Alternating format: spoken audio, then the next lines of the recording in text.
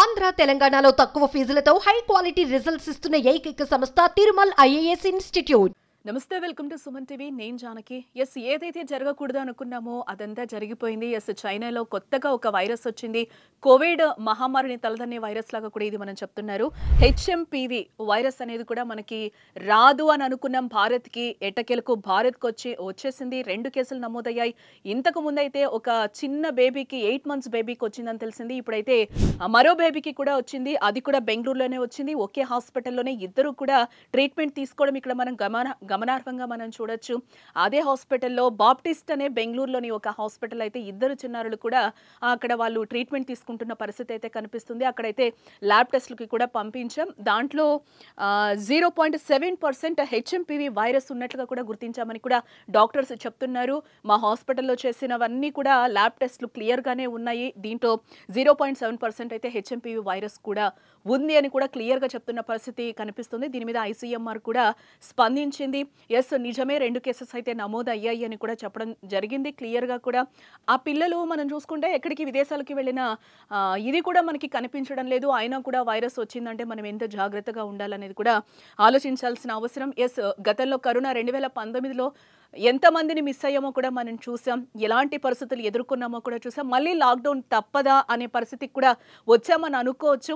ఎందుకంటే ఇప్పుడు మళ్ళీ మనకు చూసుకుంటే శీతాకాలంలో కూడా చాలా మందికి ఆస్తమాలు ఉన్న పరిస్థితి కనిపిస్తుంది. చిన్నపిల్లలకి రెగ్యులర్గా వాళ్ళకి రోగనిరోధక శక్తి తక్కువైనా చిన్నపిల్లలు పెద్దలు అనేది ఏం కాదు, ఎవరు దీనికి అతీతం కాదు. ఎక్కువగా పిల్లలు ఇప్పుడు కనిపిస్తుంది కాబట్టి చాలా జాగ్రత్తలు తీసుకోవాల్సిన అవసరం కూడా ఉంది. ఎందుకంటే 8 months బేబీకే వచ్చిన పరిస్థితి ఈరోజు మనకి దాఖలాలు కనిపిస్తున్నాయి. కాబట్టి అందరం చాలా జాగ్రత్తగా ఉండాలి. పిల్లలకి ఏదైనా ముక్కు కారిన, జలుబుగా ఉన్నా, జ్వరంగా ఉన్నా కూడా గొంతు గరగర అనడం ఇలాంటి సిమ్టమ్స్ ఏమైనా కనిపిస్తే వెంటనే వాళ్ళని డాక్టర్కి తీసుకెళ్ళి వాళ్ళకి తగిన చికిత్స అందించాల్సిన అవసరం ఎంతైనా ఉంది. వాళ్ళని శుభ్రంగా ఉంచాల్సిన అవసరం కూడా ఉంది.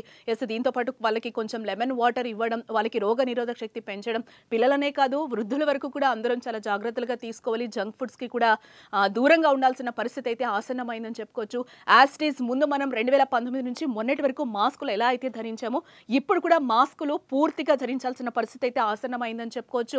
ఎక్కడ కూడా జనసంచారం లేని ప్లేసెస్లో ఉండాలి. ఎక్కువ కూడా మనం అందరం కూడా గుమిగూడి ఉండాల్సిన పరిస్థితి ఇక రాకూడదు. ఎందుకనంటే మళ్ళీ మనకి హెచ్ఎంపీవీ వైరస్ అయితే ఒక సంకేతం అయితే ఇచ్చింది. ఖచ్చితంగా ఇండియాలో కూడా కేసెస్ నమోదయ్యాయి. ఇక్కడ వరకు రావు అని అనుకున్నాం. బట్ ఆల్రెడీ గతంలో కూడా 2019లో తీసుకుంటే మనం కరోనా వైరస్ అక్కడే బెంగళూరులోనే ఫస్ట్ కేసు అయితే నమోదైన దాఖలాలు అయితే మనకి కనిపించాయి. సేమ్ ఇప్పుడు కూడా అంతే హెచ్ఎంపీవీ వైరస్ మళ్ళీ బెంగళూరులోనే వచ్చి అది కూడా చిన్న బేబీస్కి రావడంలో ఆందోళనకరంగా మారిందని చెప్పుకోవచ్చు. ఎంతైనా కూడా మనం చాలా నీట్గా ఉండాల్సిన అవసరం ఉంది. లాక్డౌన్ తప్పదా అనే పరిస్థితులు కూడా మళ్ళీ ముందుకు వస్తున్నాయని అనుకోవచ్చు. సేమ్ 2019లో కూడా ఇదే పరిస్థితిని అయితే మనం ఎదుర్కొన్నాం. న్యూ ఇయర్కి కూడా ఎలాంటి సెలబ్రేషన్స్ మనం చేసుకోలేదు. ఎక్కడ బయట తిరగద్దని చెప్పారు. లాక్డౌన్ ఖచ్చితంగా ఉంటుందన్నారు. లాక్డౌన్లో ఉన్నాం. లాక్డౌన్లో కూడా మనం ఎంతమంది రిలేటివ్స్ కావచ్చు, ఫ్రెండ్స్ కావచ్చు, ఎంతమంది ప్రాణాలు కోల్పోయారో కూడా మనకి తెలిసిన పరిస్థితి. ఇప్పుడు మళ్ళీ కూడా చైనాలో చూస్తే మనకి హాస్పిటల్స్ అన్నీ కూడా కిటకిటలాడుతున్న పరిస్థితి కనిపిస్తుంది రోగులతో కూడా. చైనా మాత్రం ఇప్పటికీ కూడా నిజం ఒప్పుకోవడం లేదు. ఇది నార్మల్గా సీజనల్ని బట్టి వచ్చింది, అందుకే హాస్పిటల్స్ అన్ని కిటకిటలు ఆడుతున్నాయని చెప్తుంది. కానీ లాస్ట్ టైం కరోనా వచ్చినప్పుడు కూడా సేమ్ తను రెస్పాండ్ కాలేదు. అది కూడా సీజనల్ వ్యాధులుగానే కొట్టివేయడం గమనార్హం ఇక్కడ. సేమ్ ఇప్పుడు కూడా అదే రిపీట్ అవుతుంది. ఆల్రెడీ మనకి భారత్లోకి ఎంట్రీ ఇచ్చేసింది హెచ్ఎంపీవీ వైరస్. అందరం కూడా చాలా జాగ్రత్తగా, ఎంత జాగ్రత్తగా ఉండాలంటే అంత జాగ్రత్తగా ఉండాలి. చాలా వరకు అవి లంగ్స్ మీద ఎఫెక్ట్ చూపిస్తుందని కూడా నిపుణులు చెప్తున్న పరిస్థితి అయితే కనిపిస్తుంది. మనం చాలా నీట్గా ఉండాలి, హైజెనిక్ ఫుడ్ తినాలి. దీంతో పాటుగా రోగ నిరోధక శక్తిని పెంచుకోవాలి. గతంలో మనం కోవిడ్లో ఎలాంటి ఫుడ్ అయితే తీసుకున్నామో ఆ ఫుడ్ ఖచ్చితంగా తీసుకోవాలి. రోగ నిరోధక శక్తి మనం పెంచుకోవాలి. పిల్లలకి అలాగే ఉండాలి. పిల్లలకి ఇట్లాంటి లక్షణాలు ఏమైనా కనిపిస్తే కనుక పిల్లల్ని అయితే 1 week వరకు కూడా స్కూల్కి పంపించకపోవడమే చాలా మంచిది. సీజనల్గా వచ్చే ప్రాబ్లమ్స్ కూడా ఉంటాయి. టెన్షన్ పడాల్సిన అవసరం లేదు. బట్ మనం తీసుకోవాల్సిన జాగ్రత్తలు అయితే తీసుకోవాలి. ఇప్పటికీ చైనా అయితే సీజనల్ వ్యాధులే అంటుంది. బట్ భారత్లోకి ఎంట్రీ ఇచ్చింది హెచ్ఎంపీవీ వైరస్.